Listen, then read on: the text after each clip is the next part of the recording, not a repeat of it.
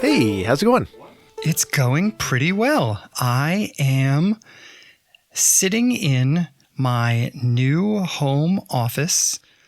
This is the first week I'm really operating out of there because we are selling the building that I have operated out of for the last year. It's under contract, though in the middle of inspection, so that's great but terrifying. And I'm in the process of setting up my office at home, and so I'm very excited about that. How are you doing? I'm trying to be okay. That's my answer. So yesterday we were supposed to meet up with a wrecker who was going to come to the car shop and buy our broken down vehicle that we didn't find to be worth replacing or fixing.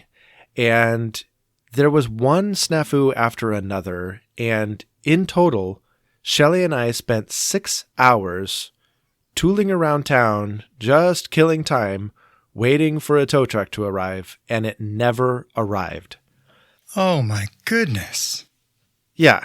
So we just wasted our whole day. I mean, okay, so I say wasted because it was undirected time. Because Shelly's what could be worse than spending time with your wife? See, that's the other side of it, right? Shelly's like, we got to go just tool around. It was fun. It was like a little date. And I'm like, if I want to have a date, I want to have a date on purpose and go where I want to go, not just I don't know, we can go within a 3-mile radius. What do you want to do? No, absolutely. Let's be real. It is not a date if it wasn't on the calendar. Yeah, I knew I was talking to the right person about this. 100% with you. So anyway, we still have to figure out how to get the wrecker to come pick up our truck. And I'm trying to be okay. So let's not talk about that anymore. Okay. Sorry, I'm now swallowing all my sarcastic comments. That is impressive. You're going to get indigestion from that. And I may not have the energy to say anything else all episode. So this one's you, buddy. Okay. All right. If this episode flops, I'll own that. Hey, let me get your mind off of that, if that's all right. Oh, that's more than all right. Okay.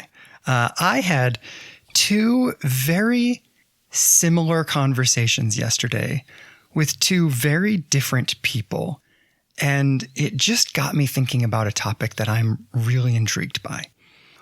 One of the conversations was with a coaching client that I have who is middle-aged. He is a professional, and he is very advanced in life. The other is with my junior in high school son. And both of them were saying that their overall stress in life was too high. And both of them were expressing a desire to lower their stress. But what I thought was fascinating is that both of them made the same leap to what it meant to lower their stress. And this is what I was intrigued by and wanted to share with you because I thought it was an interesting and really valuable leap. And I wanted to process it out. And in both those conversations, I'm in the conversation for the other person. So I wanted to have my own conversation about this thing that they both said. Right. So what they both said in different words, and I'm going to use my words to describe it, was that what they wanted to do was not react with less stress to specific situations. If on a scale of 1 to 10, a certain event is going to cause you 3 points worth of stress, then it just is going to cause you 3 points of stress. It is what it is. They were both saying that they start the day with a certain amount of, you could call it ambient stress, or really the analogy that I like the best. You know how you have a resting heart rate? Mm-hmm.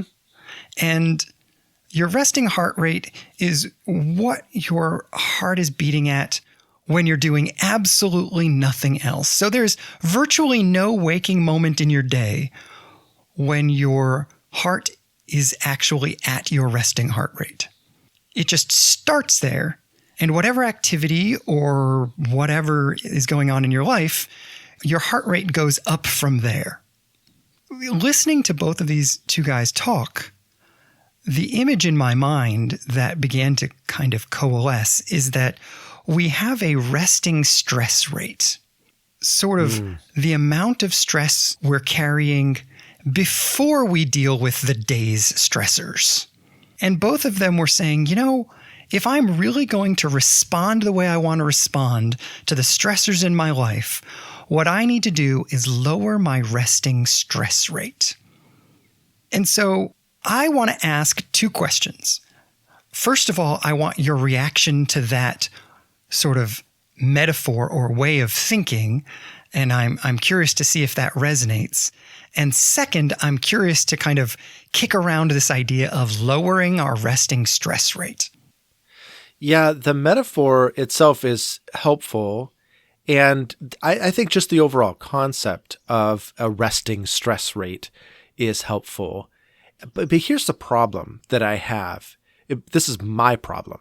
I don't notice my resting stress rate. I don't notice my stress rate until my stress meter has peaked, right? Like until I'm in the red. So if the red starts at 90% or something like that, and my resting stress rate is at 40%, I couldn't tell you that I was at 40%. I would probably tell you I'm at 0. I can't notice the fact that there is actually stress going on. But what I do notice is that I go very, very quickly to 90 or above. And that tells me I wasn't at 0. I was somewhere closer to 90 than I thought. And I don't know how to even quantify my own resting stress rate or know that I have one. Does that make sense? It 100% does. And this is, I think, the first challenge in dealing with, if this idea is true that we have a resting stress rate, I think you are hitting on a really important first question, which is, how do we pay attention to our resting stress rate before? Because I think what you're saying is, I notice my stress rate when it damages my life. I notice my stress rate when I react negatively to my kids. I notice my stress rate when I react negatively to my wife. I notice my stress rate when I want to kill a driver. Right? Right. Well, and even yesterday, right? After the 6th and final hour of waiting around in town, and I finally get the official word, it isn't going to happen today. We're going to have to reschedule. I slammed my car door and I drove like a madman home, and I stomped around the house and I got dressed, and I'm like, well, I'm finally just going to go out there and work on the chicken coop because I'm going to do something with my day and feel like I did something. And it ruined the rest of my night. And it was like, dude, really? All because a tow truck didn't come up and pick up your car? Something was going on in my life before that moment. That's not enough stress to spike the meter. But for me, it was. Yeah. So this is layers, right?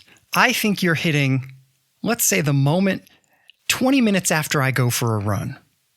There is my resting heart rate. But then there's what my heart is doing because I was running. And 20 minutes later, it's not like I drop back to my resting heart rate all of a sudden. I have an elevated heart rate because I was exercising. And I think you have, I think you're dealing with not only whatever your resting stress rate was, but then poured on top of that was this other stressor. And this is one of the things I think is intriguing about this idea of looking at stress this way. It explains why we turn molehills into mountains. Because suddenly, if I'm starting at a 6 and something is a 2, if I were starting at a 4, I would go to 6. It's not a big deal. But if I'm starting at 6 and I add 2, all of a sudden I'm at 8. Yeah. But for me, I wouldn't notice if I were in your situation that you described about yesterday. I wouldn't notice I was stressed until I cut my finger on the chicken coop chicken wire. So you're saying you would notice it even later in the game?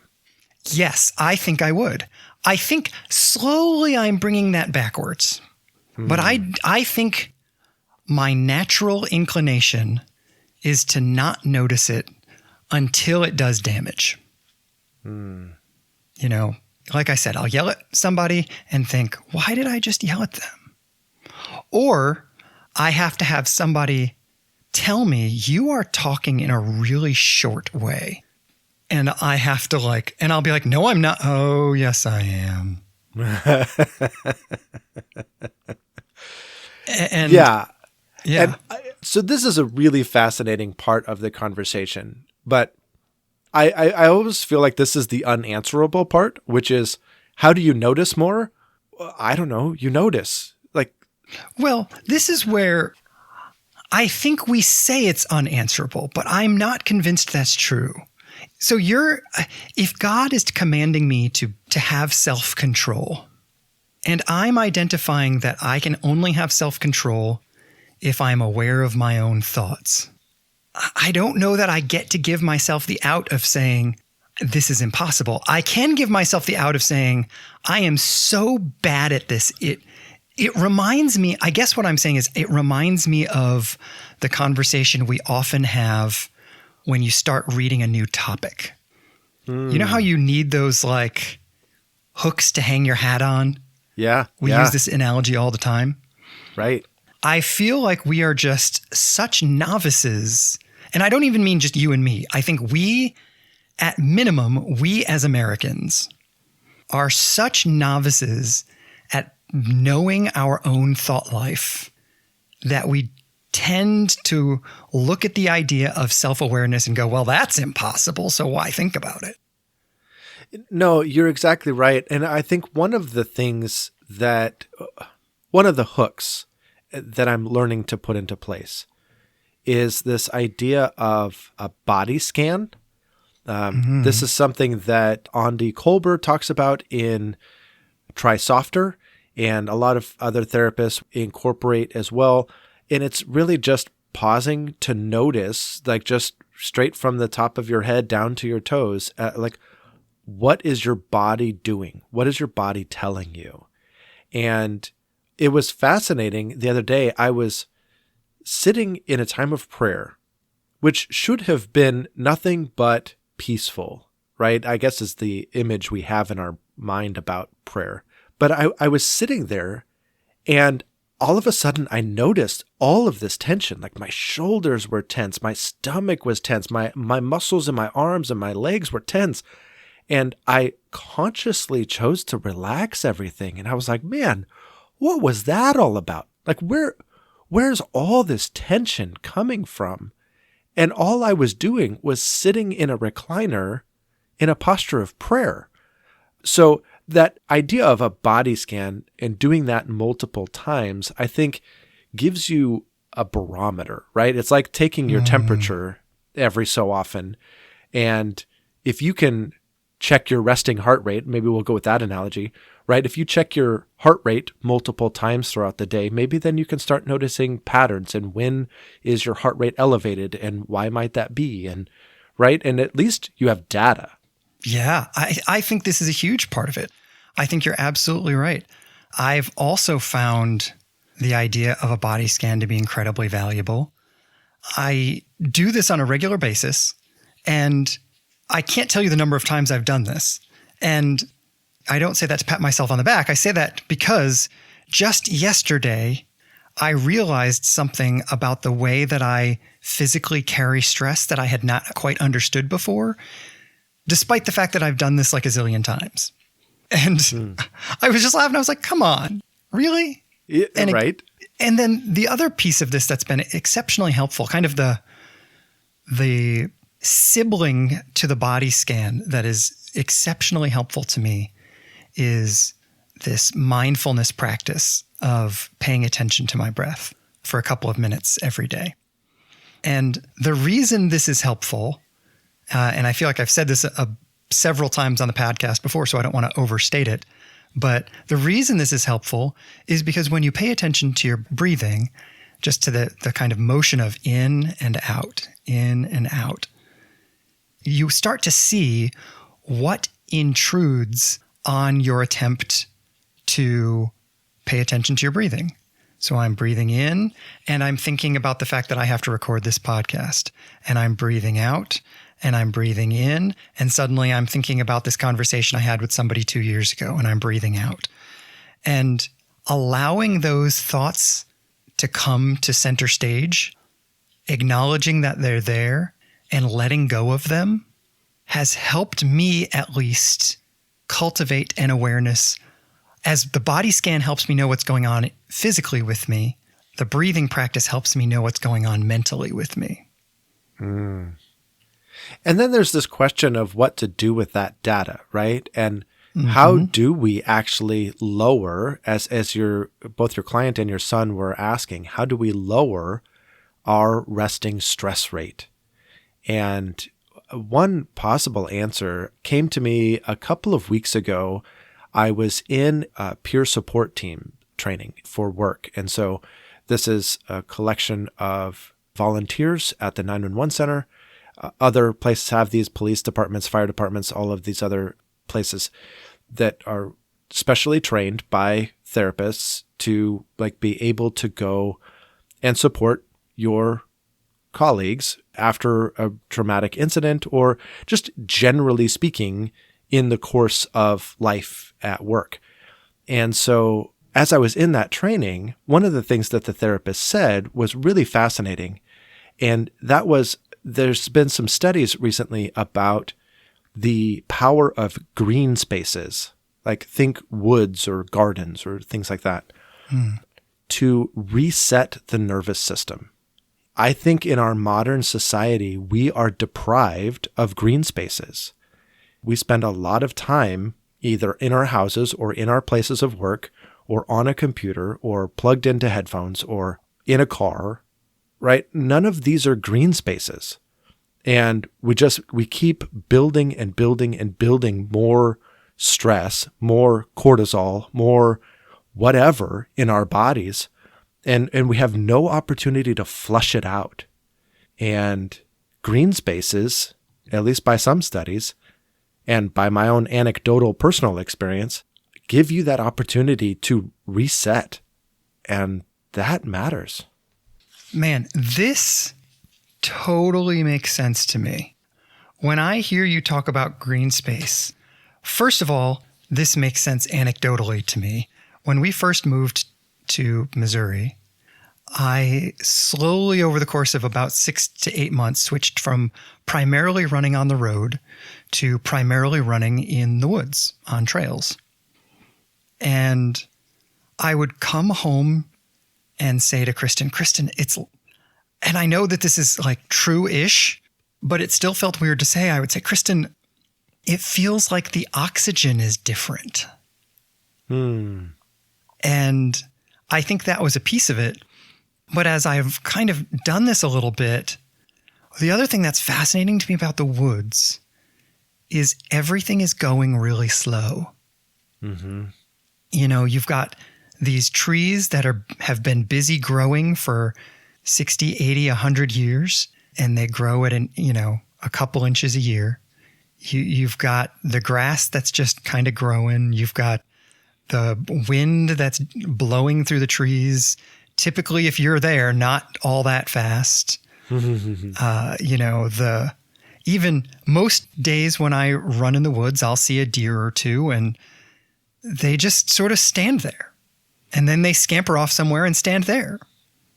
And there's this slowness to green space that I think is a really powerful counteragent to life that is going at highway speeds. Right. And I think I mentioned this a couple of weeks ago, but I'm reading this book called Why We Sleep. And I think our chronic lack of sleep is another contributing factor to our resting stress rate. And it's been fascinating to read this book and to see literally what goes on in our brains while we sleep and the way that it is filing and processing all of the information throughout the day. And if we don't give ourselves a full 8 hours to process that, then our brain literally has not filed everything away by the time we've woken back up. But not only is it filing information, it is making sense of that information, both on like a cognitive, like putting the pieces together level, but also on an emotional level, and being able to connect how we feel about all of these different events so that we're in a much better place to respond the next day. And it talked all about the different chemicals that build up in your body throughout the day and how those get processed over the course of the night. And it needs these full sleep cycles to fully process all of those chemicals that have built up in our bodies. And so I think we just aren't sleeping enough, and therefore we have too many chemicals building up in our body.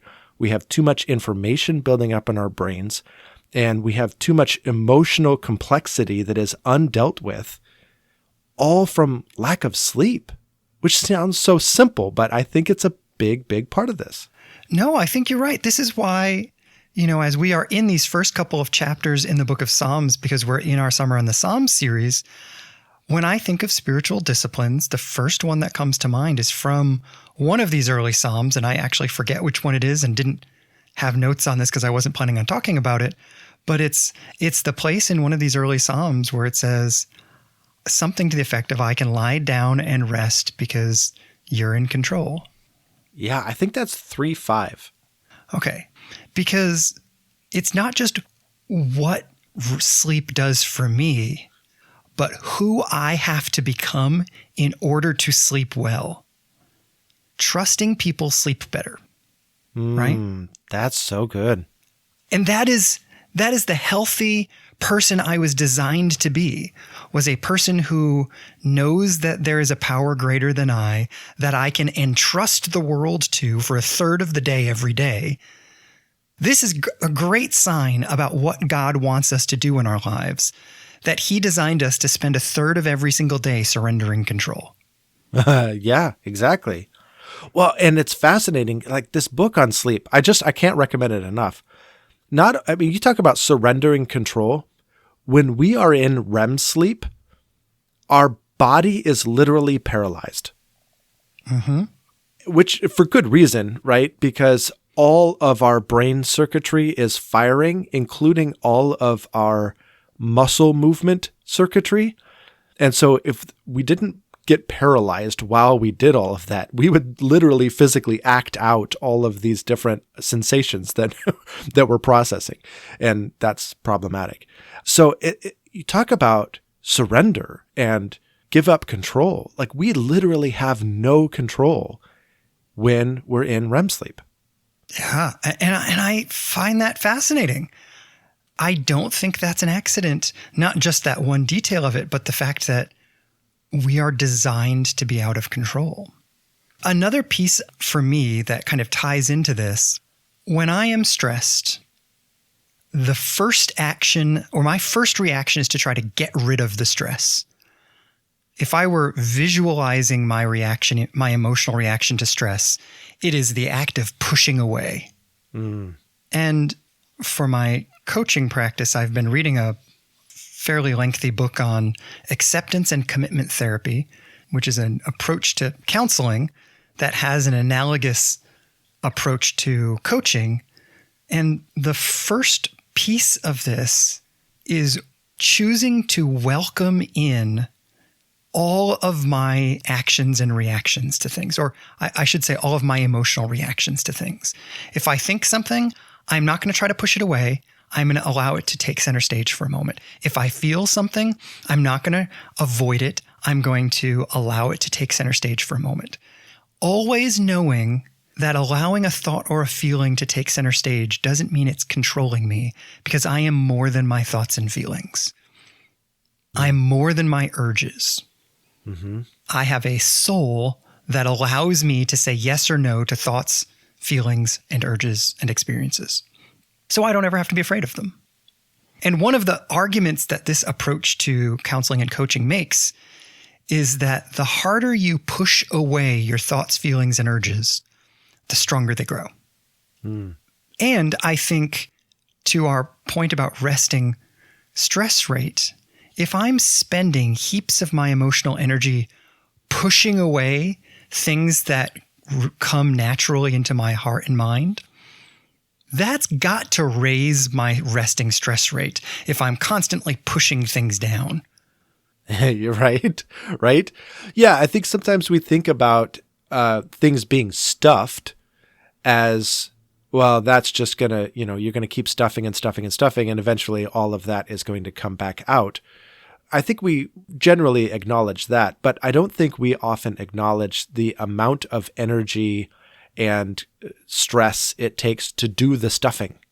Yeah, and it's not a one-time thing, right? This is the analogy of the beach ball in the water, right?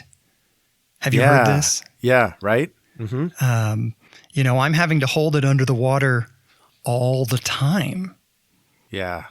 And that's exhausting. And wildly counterproductive is one of the arguments that acceptance and commitment therapy thinking makes. Because what I'm really doing by stuffing is saying to myself, I'm not going to think about X. I'm not going to think about X. I'm not going to think about X.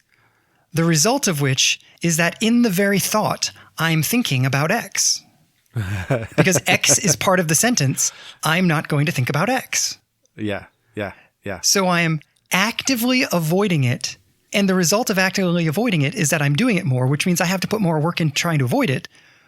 But every time I put more work into trying to avoid it, I'm doing it. And it's this spiral of energy sucking.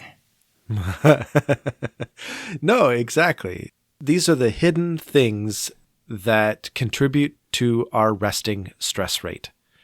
Here's the thing. Sometimes people say, I'll deal with that later. Okay, neat. When exactly is later? Because exactly. I'm not sure that you've actually ever gotten to later. And so, to say, okay, I am going to take some time and I'm just going to allow these feelings to come up. I'm going to process them. I'm going to experience them. That is okay. Right? And then instead of holding the balloon or the beach ball under the water, we have just let the air out of the beach ball. And all of a sudden, we can put that wherever we need to put it. Which, let's be honest, that's scary. Sure. There's a reason I'm pushing that beach ball under the water. I don't want to deal with it. And so the question, as I get practical with myself and my client and my son, the question I find myself asking, and this is the other part of acceptance and commitment therapy, is what does it mean to be values driven? Who do I want to be that allowing these things into the light uniquely allows me to be? Yeah. We've talked a lot on this podcast about being overdoing and how that is a spiritual discipline even. I don't know that we've used those words for it, but that's what I think it is.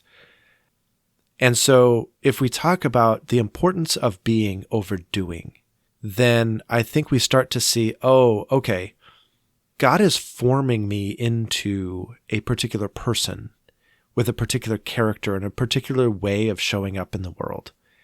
And one of the things that gets in the way of that formation or that being the person that God intends me to be is I'm carrying a lot of unnecessary stress. And my resting stress rate is too high. So I need to do these things like face whatever that beach ball is, or I need to get into green spaces, or I need to commit to 8 hours of sleep, or whatever it is. this sounds like, oh, because you've mentioned a therapeutic approach a couple of different times now. And I think it could be easy to just dismiss this as, oh, well, this is just pop psychology. This is just, this has nothing to do with following Jesus. This is just like, here's your self-help lesson for the day. I think our mental and emotional aspects impact our spirituality greatly. And we do need to deal with it in order to be the people that God is designing us to be. I think you're exactly right. You know, when I think about what makes it worth spending a few minutes every day paying attention to my breath or doing a body scan or going out in the woods, I have a million other things that need to get done. And I wrestle with this all the time. Like there's always another option. And the thing that makes it worth it is I want to be a listener. And I can be a listener better.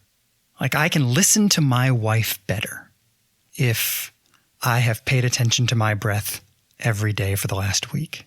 I can listen to my friends and my children better if I have taken the time to exercise every other day. And it doesn't feel like a big deal to skip one, but I know it'll cost my listening. And listening, I'm not saying listening should matter to everybody, but that's the thing I've realized. I want to be a listener. And I get to participate with God in forming myself by choosing to be out in the woods or choosing to pay attention to my breath for a few minutes. And those things help me be the person I, in participation with God, want to be. Yeah, exactly. Exactly. I think we have overemphasized doing in our society. And that doesn't look like doing anything. Like if you really want to do something for Jesus, you should be out sharing the gospel, or you should be out helping the homeless, or you should be out whatever. Reading Greek. That one's actually true. But buying flowers for your wife because you told her yesterday you didn't want to spend 6 hours with her because that was a waste of time. I'm editing that out of the episode. I managed to make it over half an hour without making that crack. Do you feel better now? Did you let the air out of your beach ball? Okay. Well, maybe I should just talk to the audience now instead. They're clearly better listeners than me. Yeah. You've been shunned. You're done. So to our faithful audience who has not yet interrupted with any snarky comments, thank you. I want to say, what is your resting stress rate? How do you know? And what are your tried and true ways of dealing with it? I think we all need to build up our toolkit. So I would love to learn from one another about what matters to you in reducing your resting stress rate. That would be awesome. Absolutely. I would love to hear that. All right. Well, I'm going to turn the conversation back to you, Josh from Missouri. It is our Summer in the Psalms series, and I get to hear Psalms thoughts from you. Yeah, I am super excited. First of all, it's been very fun to be reading the Psalms again. I have enjoyed the kind of daily rhythm of going into them, and it's been really interesting for me to see my very different reaction to reading them in the Message this year from last year, because last year I read, I think, the first Psalm in the Message and was like, nope, Peterson is driving me crazy. I'm going back to ESV. There are aspects I was going to say something very similar. There are times where Peterson is just like, dude, you are so wordy. Well, and his attempt to modernize makes me wrestle. There's some moment where God puts on a black trench coat, and I was just, it forces me to wrestle with the imagery in ways that are very helpful. But anyway, that's not my thought from this week. My thought from this week is Psalm 8, verse 5, which, just for context's sake, in the ESV, it says, You have made him, meaning mankind, humanity, a little lower than the heavenly beings and crowned him with glory and honor.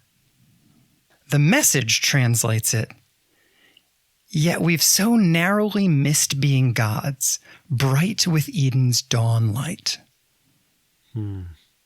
There is, first of all, something just wistful that Peterson catches that is the ESV doesn't. This sort of longing to be more. And then this sort of, here's the way my brain went. It said, what does this bright with Eden's dawn light phrase mean? Because it's so much clearer in the ESV. And then I looked at it in the ESV, and it's, like I said, the second half of the verse is, crowned him, humanity, with glory and honor. And I thought, actually, I have no idea what that means either. And what I'm appreciating in Peterson is that there are times I assume I understand what I'm reading, when in fact, I'm just so used to the metaphor, I think the metaphor is the thing itself. Yeah. And I'm having to reassess, oh, nope, I have no idea what this means. I'm so with you. This is exactly what I experienced with Peterson. I was telling Shelley this very thing, that when I read the Message, it's so different than my normal way of reading. It just doesn't match any other translation. And so it's not that Peterson is wrong, though I think occasionally, he's fallible, right? So surely there are ways that he interprets the text that are wrong. But generally speaking, I think he's onto something, but he's following a bunny trail that I didn't know existed. And it makes me stop and go, wait a minute, what is actually going on in this text?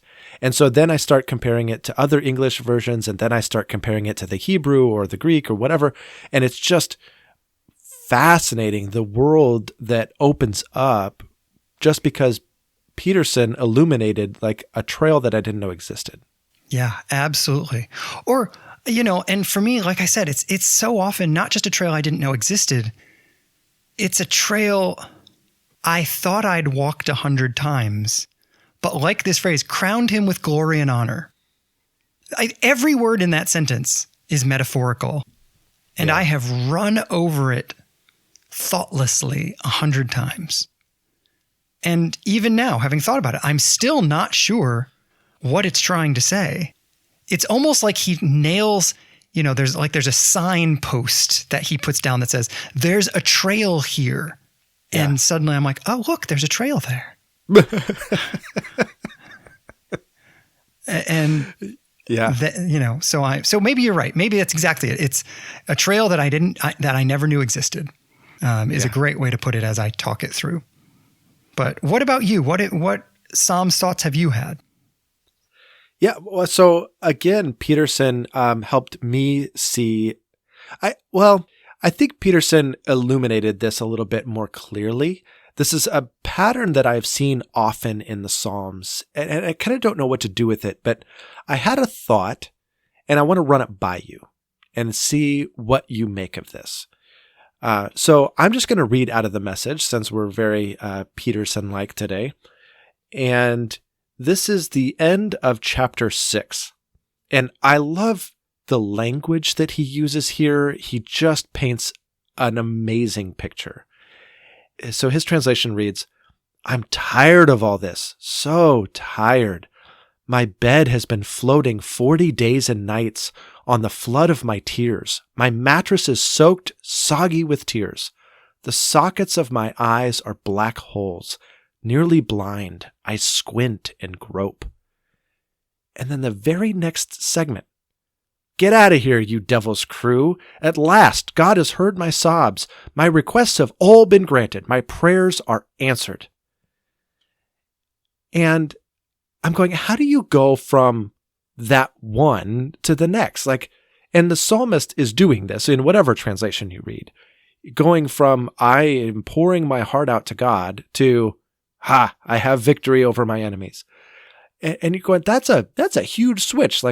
What kind of, you got 8 hours of sleep, buddy. But And so here's what I think is happening. I think the psalmist is saying all of this in faith. I don't think like 10 days later, after it all resolved, he's coming back and finishing the psalm.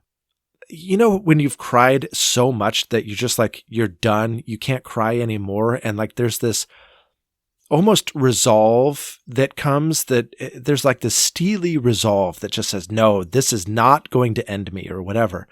And I kind of feel like that's what's going on in the psalm. Like he's just saying, and now I've cried it all out, and I absolutely believe that the end result is going to be Yahweh is going to save me from all of my enemies. And I believe it so much that I'm just going to stand up from my soggy, wet mattress and I'm going to say, get out of here.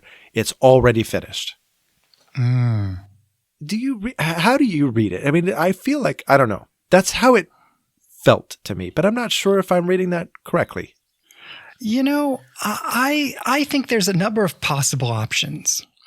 My take without argument, my take without the conversation would have been that the whole thing is a reflective exercise. I would have assumed that he has gone through the various phases of this experience, the soggy tears, the redemption from God, where God acts, all of that. And then later on, he's processing it into a poem, because writing a poem takes time. But I think it is equally plausible to say he's anywhere in the process, and he's processing this via writing the poem. And so I think the thing that strikes me is that the processing of the experience of hurt and loss and pain and sorrow and whatever that was that made him weep, thinking deeply about it leads him to this next step, which is that God is going to act, or is going to act, has acted, but there is an almost inevitability in thinking it through that leads him there. And I think that probably there are enough psalms that follow this pattern that he wrote some of them at all of those different times. Sure. That's fascinating. I told you in a different context the other day that when we're coaching at 911, when we're coaching a new employee and doing on-the-job training, that employee is slow to pick up the nuances of the story or to see how it's going to end or whatever. And we use this analogy quite frequently. Yeah, I've seen this movie before. I know how this ends. Like, I've seen this movie 1,000 times. But if you're brand new, this is the first time you're watching that movie, you don't quite know where it's going or how it's all going to play out. And I feel like the psalmist is like, yeah, I've watched this movie 1,000 times. I know how this ends. I've been there. And so he could literally be in any stage of the process, as you said, and be able to write the same poem because I know how this ends. I think that's it exactly. And it's why I love the fact that there are a bunch of poems like this. I think there is a cumulative and inspired power to this theme of poems being in the Psalter. Yeah, there's a cumulative effect on the reader. Like, okay, I've seen this story before. I know how this ends. That's helpful. Well, as always, are you ready to really take a left turn in the conversation? And it's all downhill from here. You'd think we'd have better like transition language by now to go from great thoughts to Which Josh, but I don't know that, I got nothing. Well, that's all right. Well, this week's Which Josh question is, which Josh took his parents sightseeing to a gas station? And this is me. Just recently, like a week and a half ago. You're a terrible host. I'm not, though, because they wanted to go. They asked me. Those Missouri gas stations, there's something else. Well, it's because, and the further south you live, the more likely you are to have guessed where this conversation is going. It's because my parents had never been to a Buc-ee's before. Okay, so for all the people who don't live in Missouri, what's a Buc-ee's? It's not Missouri. It started in Texas, and it is this gas station chain that has kind of stretched throughout the South. And it is this giant gas station. I think there's 64 pumps at this gas station. Wow. And the inside is, have you been to a Cracker Barrel? Yes. Okay. So the manager of Buc-ee's said, we kind of think of ourselves as the Cracker Barrel gift store on steroids. Okay. And that about covers it. It's this massive gas station, convenience store / gift shop / restaurant. It has amazingly good barbecue, almost as good as any place else you can get. And I live in a place that has good barbecue. And so it's this very weird amalgamation of several different things. And it is a thing that, starting in Texas and moving your way out, people are wildly loyal to. There is a passionate loyalty. And so if you've never been to a Buc-ee's, going to Buc-ee's is a thing. And my parents wanted to go to Buc-ee's, and so we took them. And based on what you could experience, did they enjoy it? Was it great, I've done the thing? So excited. They loved it. I mean, it's big enough. I dropped them off at the door because finding parking was going to be difficult. And when I got back to the inside of the store, it took me over 10 minutes to find them. Oh my goodness. It's really big and super funny. Yeah. Okay. You took your parents to sightseeing at a gas station, and now I feel like half of our audience is like, yeah, okay, I'd like to go now. Well, why don't we let them? Are we going to talk again next week? Yeah, let's do it. All right, I'll talk to you then. Okay, bye. Bye.